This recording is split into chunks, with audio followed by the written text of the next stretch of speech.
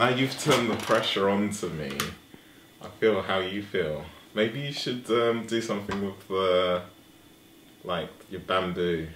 No, like you could be like, oh, you could be behind it, and then you'd be like, oh, I didn't see you there. Or something.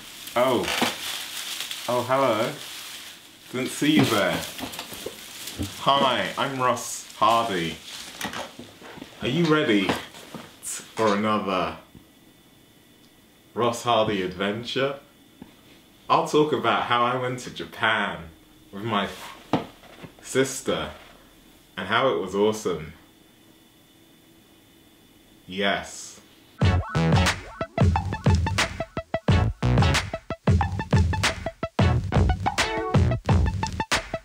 Japan's transport network is renowned for its ease and reliability, and the flagship of this is the Shinkansen, or bullet train. When we were done in Hakone, we took the Shinkansen over to Kyoto, Japan's former capital and cultural mecca. Kyoto is known for its numerous shrines and temples, and our favourite was Kenninji, a peaceful Zen Buddhist temple with beautiful grounds and art.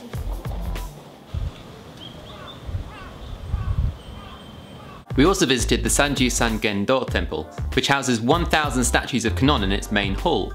Unfortunately, Sanju-san Gendo is rather hostile towards photography, so here's some extra bonus footage I didn't really know what to do with.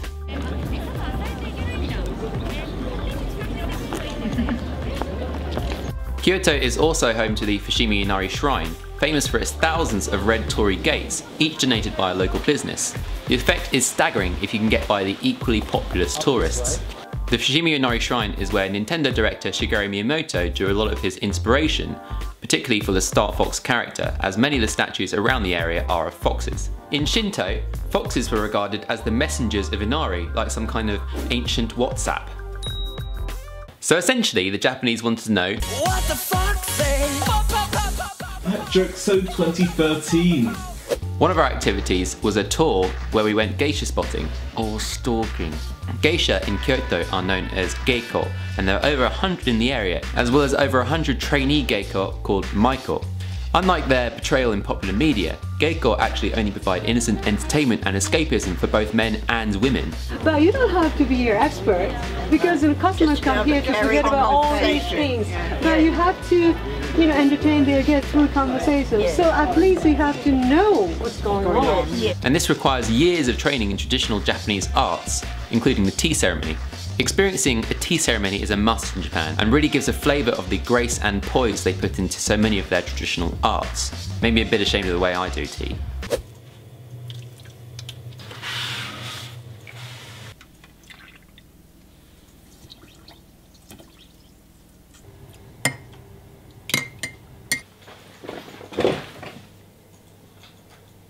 While in Kyoto, we were given a day for our own excursions, and the 2-hour trip to Hiroshima came highly recommended, so we hopped on the Shinkansen. This meant an early rise for Joe and I, as well as tall compatriots Rosie and Holly. Our first stop was the nearby island of Miyajima, just a short ferry ride away from Hiroshima. Miyajima is home to numerous cute but wild deer, which you are asked to treat gently and with our warm heart. However, they are notorious for being inquisitive and slightly feral, as this couple found out. The deer aren't really perturbed at all by the presence of humans and just get on with whatever they were doing.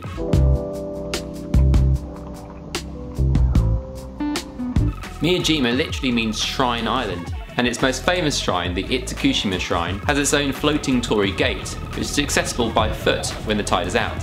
However, our favourite religious location was the Daishoin Temple on the hills of the island. It's worth climbing the stairs to the scenic temple just to experience the layered gardens and the views of the bay. However, the best views of Miyajima are to be found up Mount Misen via the ropeway.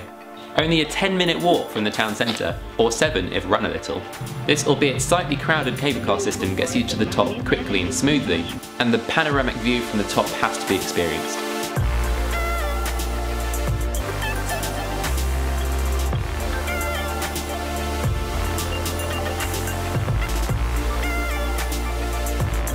We could really have spent the whole day in Miyajima, but we thought it'd be worthwhile while near Hiroshima to visit the Peace Park and see the Genbaku Dome. Astonishingly, the dome survived the nuclear blast 70 years ago despite being directly below the explosion. Unfortunately, the museum was half closed due to refurbishment, but we still managed to visit the remaining exhibits, which made for a sobering but important experience. The morning after our trip to Hiroshima, tour guide Ben had us up bright and early to see Kyoto's Kinkakuji, or Golden Pavilion. This involved a short but bizarre taxi ride, with a driver who was so determined to speak English to us that he was using Google Translate on his iPad while he was driving. Oddly enough, he asked us about the foxes as well and made this little gesture with his hands and went, "Gesture! Gesture!" And we went, "Gesture. Please concentrate on driving." After seeing the Ginkakuji, we headed into Kyoto for one last time where I said goodbye to Samurai Darth Vader, a figurine I'd vetoed for being too expensive. Of course, I now see this was a terrible idea, and I've set the record straight.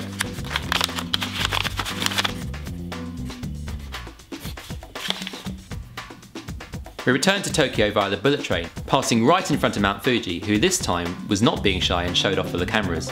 To round off our cultural adventure, Ben took us to see Inner Shinjuku, home of the bright lights and neon commonly associated with Tokyo. There's so much to see here, including a life-size Godzilla and the infamous robot restaurant, which had some rather strange things. Let's just say things. It's quite difficult to put into words.